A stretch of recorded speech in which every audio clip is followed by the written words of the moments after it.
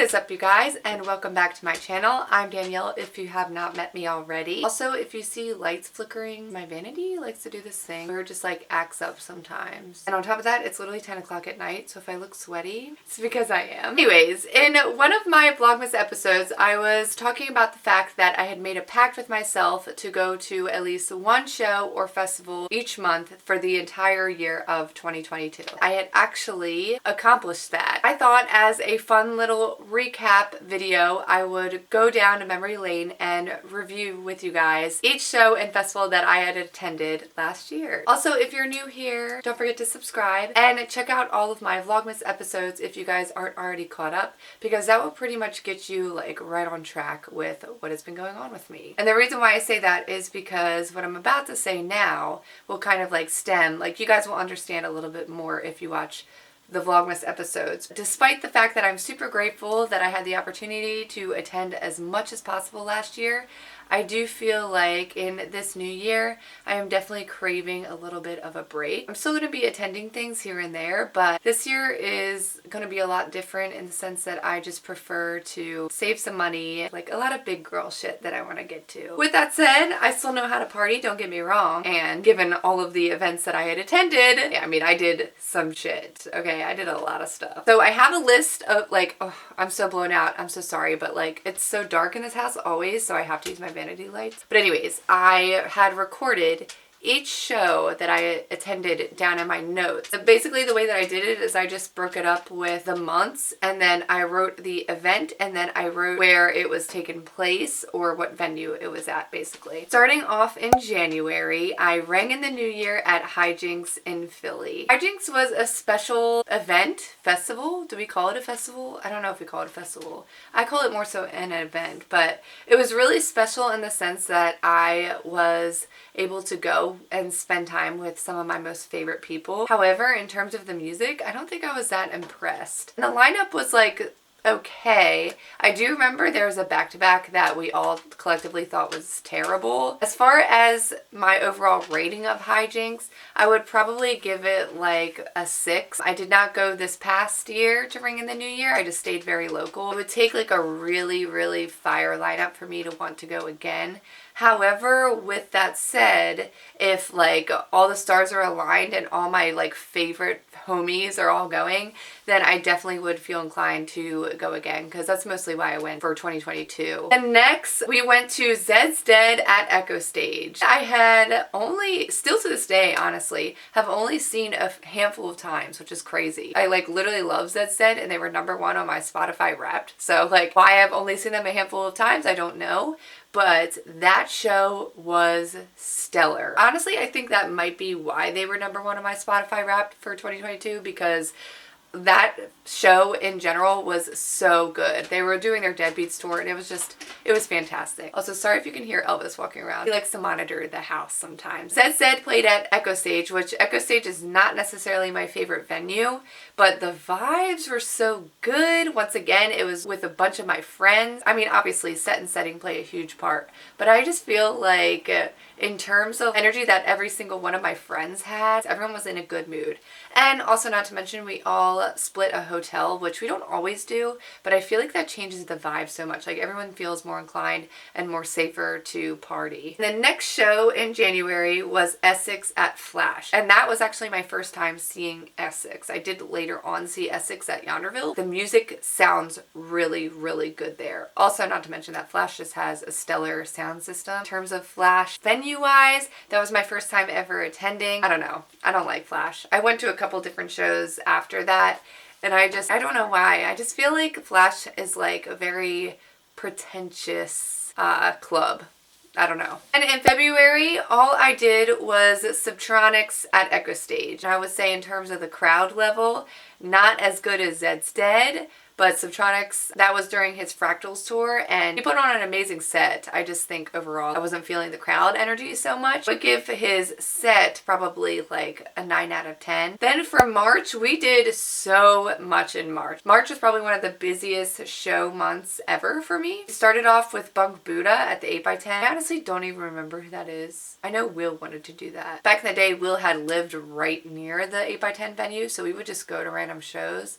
I think it was like Jam Bandy. I really don't remember, honestly. I don't even think I have any videos of it. The 8x10 I do love, and it's the most local venue to me. Always good vibes there. Then we went to Daily Bread and Trip Street, and I wrote down, it was at this random DC venue, which is actually the AI warehouse. I didn't know what it was called at the time, so I just started calling it random DC venue.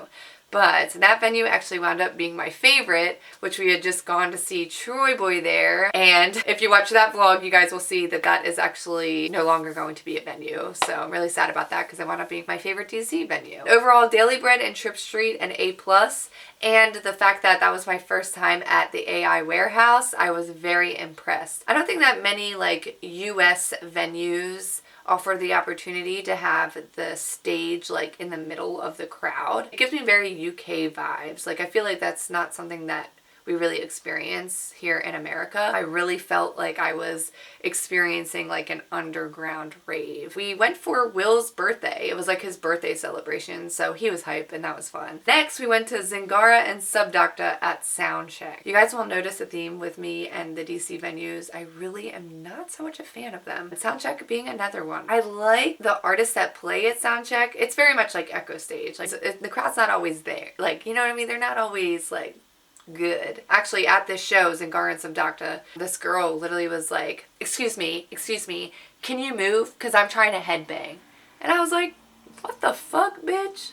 I guess because like I wasn't wearing like a rave outfit, she thought that I like wasn't heady. Me and Will were just like, what the fuck? Okay. In terms of music, Zingara killed it. That was my first time seeing her, and I'm so glad I went to support. And Subdocta threw down. We went originally for Zingara, but obviously stayed for the whole show.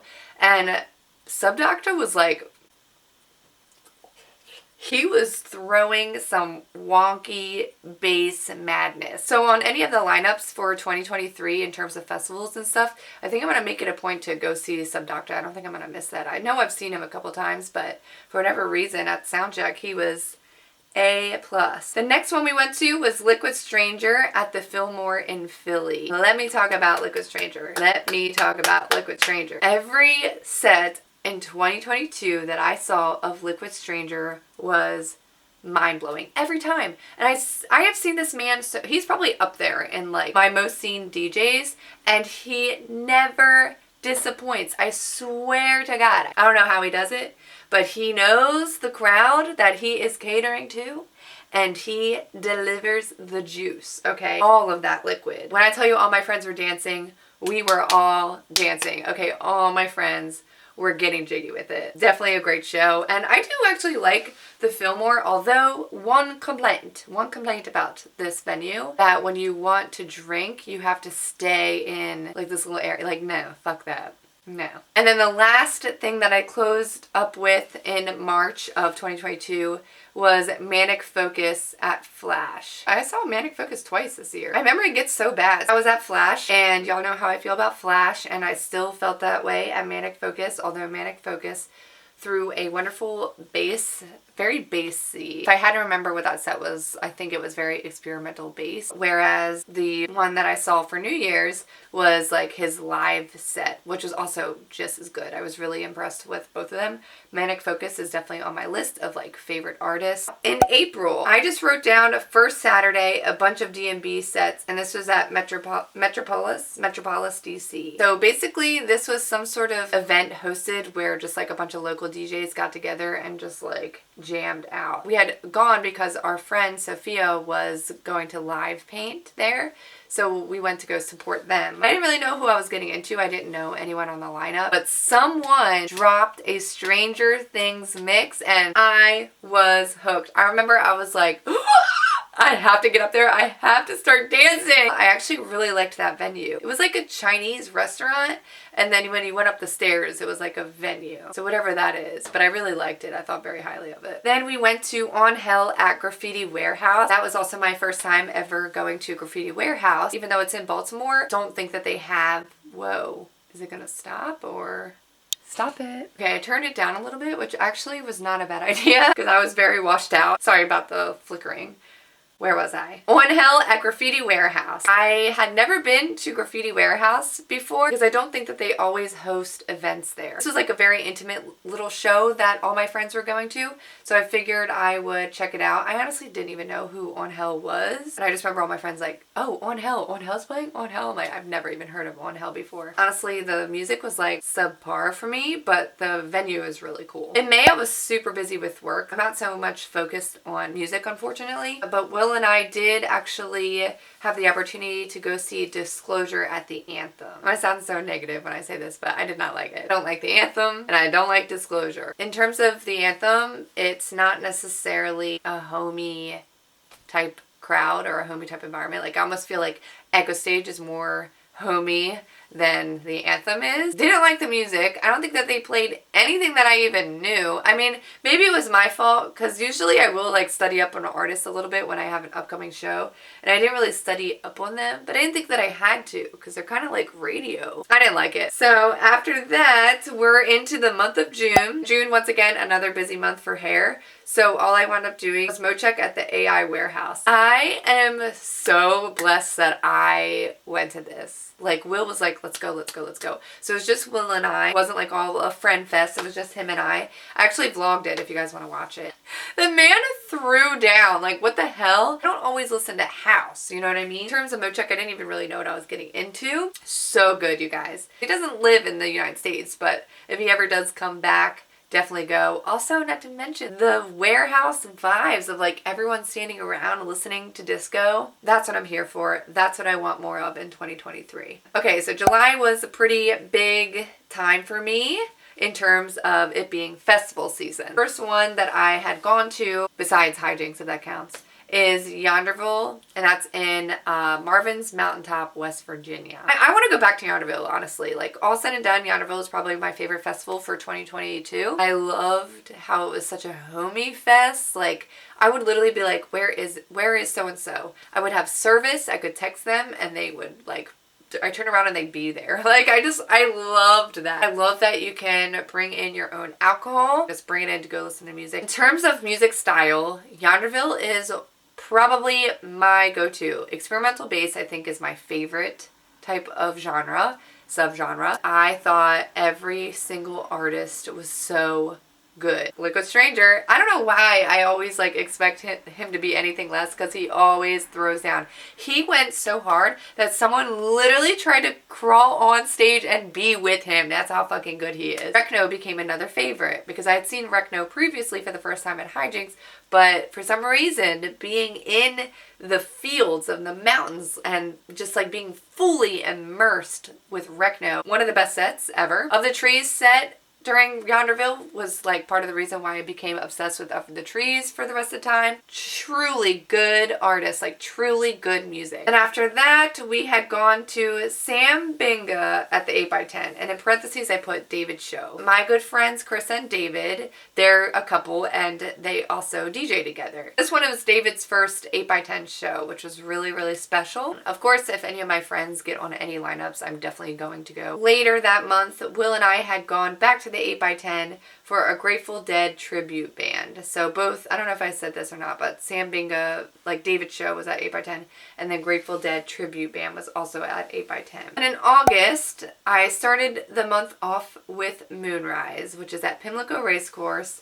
I would say that's like my hometown festival, well-known festival, I guess. This year it was taken over by Insomniac. I love beatbox. Like, if beatbox wants to sponsor me, I'm like 100% for it. Like, I got very lit at Moonrise with those beatboxes, downed them, okay, and spent a fortune while I was there. Blacked out a little bit. I think because it's like my festival, like I felt like, oh, you know, this is just a party for me. So in terms of music, I don't really remember much.